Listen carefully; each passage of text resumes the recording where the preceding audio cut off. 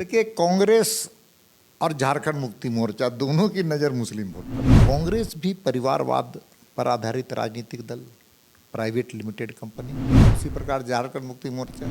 आप देखिए, मोदी जी की योजनाओं का लाभ क्या धर्म के आधार पर हुआ है, मजहब के आधार पर हुआ है? सबसे ज़्यादा उनको लाभ मिला है। क्रेता के रूप में कांग्रेस और विक्रेता के रूप में झारखंड मुक्ति मोर्चा असफलतापूर्वक प्रयास किया, जिसमें वो सफल नहीं हो पाए।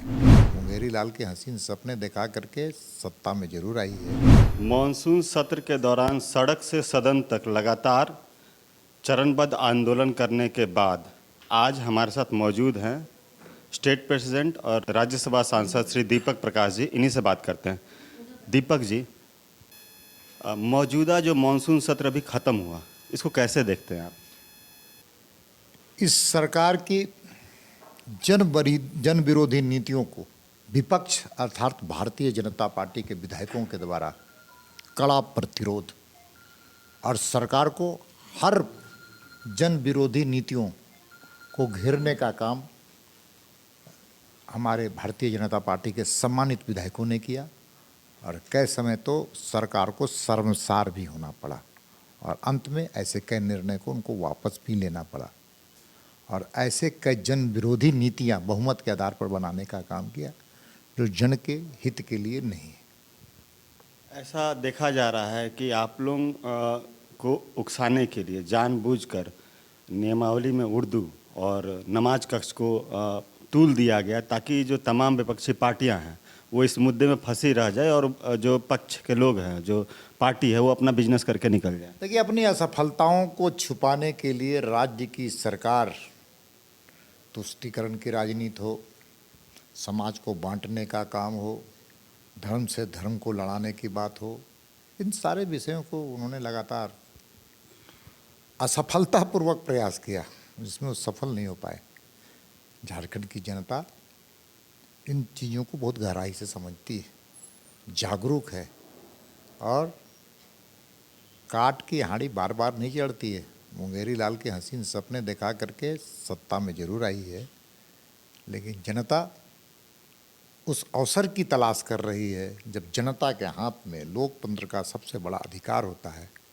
जब उसको अधिकार है तो उसका प्रयोग करने का जब अवसर आएगा तो इनका विधानसभा से सफाया हो जाएगा।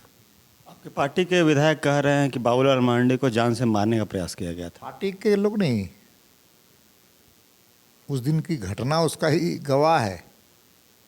सुनियोजित साजिश थी, सुनियोजित साजिश थी कि भारतीय जनता पार्टी के नेताओं को इस प्रकार से घायल कर दिया जाए कि वो जीवन में फिर खड़ा ना हो पाए। लेकिन उनको ये जानकारी नहीं है ठीक से कि जनता की ताकत भारतीय जनता पार्टी के एक एक कार्यकर्ता, चाहे नेता हो चाहे बूथ स्तर का कार्यकर्ता हो, सबको ऊर्जा देती है। जनता का आशीर्वाद भारतीय जनता की पार्टी के साथ है। थोड़ा पिछले बार इन्होंने चुनाव में दिभ्रमित करके लोगों को आया, माया जाल था। अब पूछिए जाकर गांव देहात, टोले बस्ती, आदिवासी समाज में, अनुसूचित जाति समाज में, महिलाओं के पास जाकर के पूछिए, सब लोग एक ही स्वर है कि धोखा दे देलक बाबू जी।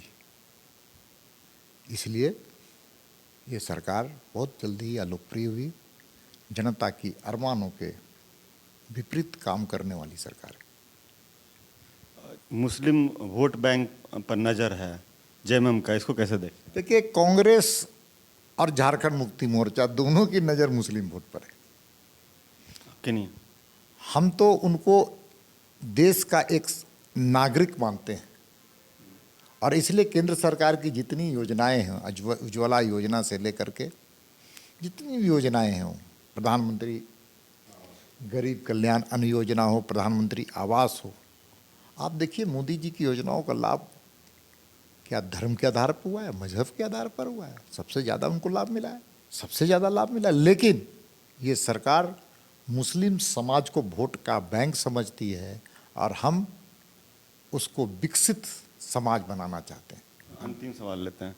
ये नमाज के लिए जो कुछ हुआ, नमाज के कक्ष के लिए, नमाज का कक्ष पे जो राजनीति हुई, जो कुछ हुआ सदन में, क्या इतना जरूरी था नमाज का कक्ष का आवंटन रद्द करना, या फिर उसको छोड़ के और तमाम मुद्दों पे बहस होना चाहिए था सदन में? देखिए, सवाल नमाज का नहीं है, किसी एक धर्म का, इबादत का भी नहीं है। सवाल है कि वो स्थान धर्मनिरपेक्षता का प्रतीक है, वो संवैधानिक मर्यादाओं का प्रतीक है, लोकतंत्र का प्रतीक है। उसके साथ क्रूरता के साथ मजाक किया गया, अपने हित के लिए, पार्टी के हित के लिए, सत्ता पाने के हित के लिए। इसका हमको थोड़ा, हम सब लोगों को किस प्रकार से गुरूर में समाज को तोड़ने का, एक संप्रदाय से दूसरे संप्रदाय को लड़वाने का काम ये राज्य की सरकार बैठ के करना चाहती है। जिस प्रकार जिस दिन हम लोगों का जुलूस निकला था एक दूसरे समाज को लड़वाने का, भिड़वाने का, ये इनका नियत है। लेकिन झारखंड की नियति नहीं है, क्योंकि झारखंड हम लोग बनवाए, भारतीय जनता पार्टी ने बनवाया। इन लोगों ने तो आंदोलन को बेचा था।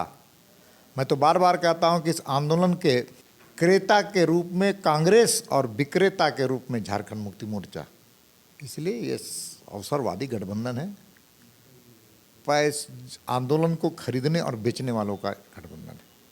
सदन में जो पक्ष के लोग मौजूद थे, उनका जो कृत्य था, उसको लेकर क्या? सच में आप बताएं, परिवार की पार्टी की सरकार चल रही, थोड़ा संथाल परिणाम घूमिएगा तो पता चलेगा। स्टोन चिप्स में इसका हिस्सा, इस जिले में उनका हिस्सा, लेकिन सबके हिस्सा परिवार में आने वाला है।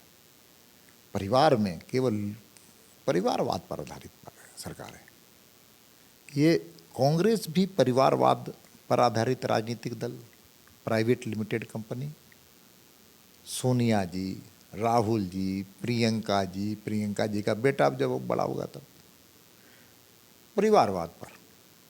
दूसरा दल लालू यादव, लालू जी तेजस्वी, तपस्वी, जोशी, यही जो है उनके परिवार के लोग हैं। उसी प्रकार झारखंड मुक्ति मोर्चा, शिबू सोरेन जी हमारे सम्मानित नेता, उनके पार्टी के राष्ट्रीय अध्यक्ष हैं, अंतर्राष्ट्रीय अध्यक्ष हैं, राष्ट्रीय अध्यक्ष हैं, और उनकी पत्नी, उनकी उपाध्यक्ष, उनका एक भाई, युवा मोर्चा तो कौन मोर्चा, पूरा परिवार के अंतर्गत चीज़ें हैं। तो परिवारवाद बनाम लोकतंत्र, लोकतंत्र का प्रतीक भारतीय जनता पार्टी। तो ये थे हमारे साथ राज्यसभा सांसद दीपक प्रकाश जी, जिन्होंने विभाग तौर पर अपनी राय रखी। आगे देखना है राज्य की जनता इनकी बातों से कितनी सहमत होती है।